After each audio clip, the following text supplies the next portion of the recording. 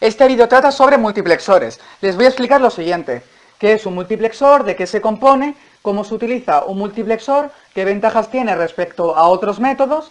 Y un ejercicio para unir multiplexores. Es decir, vamos a coger multiplexores pequeños y vamos a formar multiplexores más grandes, ¿vale? Pues todo este temario en apenas unos minutos con este vídeo.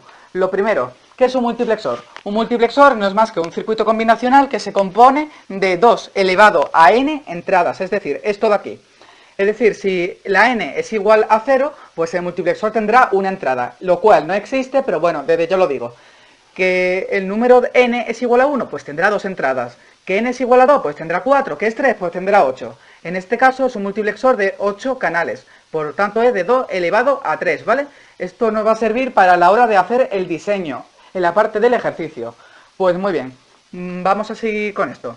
Las entradas son datos, ¿vale? Es decir, la I0 sería el dato 0, la I1 el dato 1, y así con todo, ¿vale?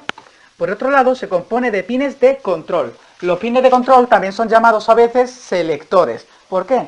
Pues porque gracias a estos pines de control vamos a seleccionar el dato que queramos para que el multiplexor nos lo dé a la salida.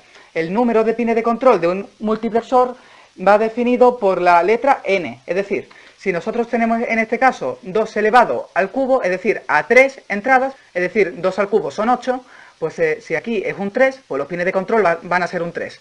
¿Qué es un 2? La n, pues aquí va a ser un 2, ¿vale? Es simplemente seguir esto. Por otro lado, también se compone de una entrada de habilitación llamado enable, que es justo esta que estoy señalando aquí. Esto es como el interruptor de encendido y apagado de cualquier circuito electrónico. Es decir, si está encendido el multiplexor podrá funcionar y si está apagado, pues da igual los pines de control que utilicemos, porque si está apagado esto no va a funcionar. Es así de simple. Entonces vamos a crear una tablita como esta, ¿vale? En la que vamos a ordenar pues los diferentes pines de control. Aquí tenemos el S0, el 1, el 2 y aquí tenemos la salida. Esto es para que veamos un poco lo que tenemos que hacer con estos pines de control para poder utilizarlo y seleccionar las entradas que queramos. Entonces, para saber esto hay que saber un poquito de código binario. El que no lo sepa, da igual, porque justo aquí tenemos las salidas, ¿vale? Entonces, ¿cómo hacemos esto?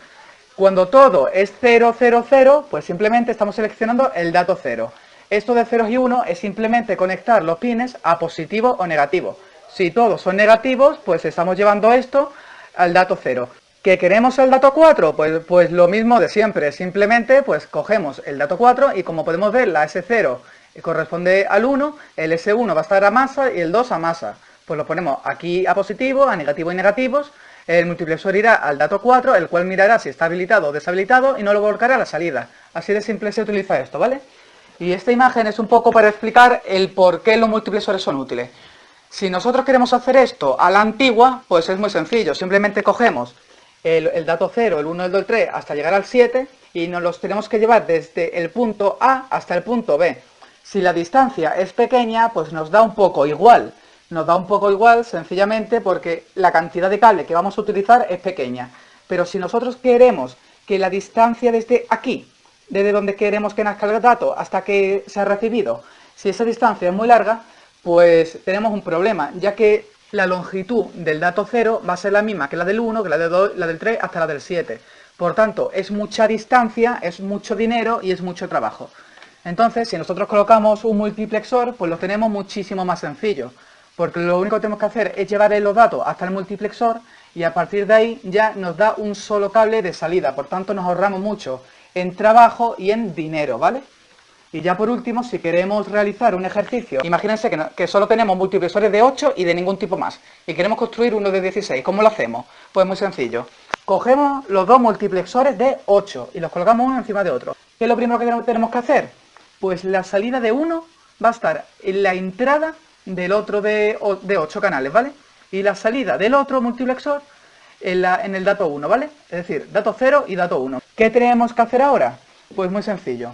Vamos a coger las patillas de selección y las vamos a unir entre ellas. El 0 con el 0, el 1 con el 1 y el 2 con el 2.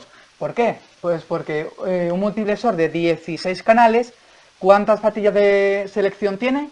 Pues tiene 4, ya que el número 16 es 2 elevado a 4. Por tanto, si n es 4, ¿veis? Por eso he dicho que era importante. ¿Pero qué pasa? que nos faltaría una. ¿Y por qué nos faltaría una? Porque aquí tenemos la S0, la 1 y la 2.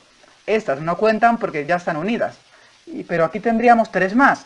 Entonces, 2 de ellas sobran. ¿Qué tenemos que hacer? Pues simplemente mandarlas a amasar las que sobran. Este sería la patilla de selección 3, ¿vale? La 0, la 1, la 2. Esta contaría como la 3 y las que no vamos a utilizar irían directamente a masa. ¿Y por qué a masa? Pues porque en electrónica digital no conviene dejar ningún pin al aire, por temas de interferencias. Entonces creo que ya lo tenemos todo listo. Esta es una forma de hacerlo, ¿vale?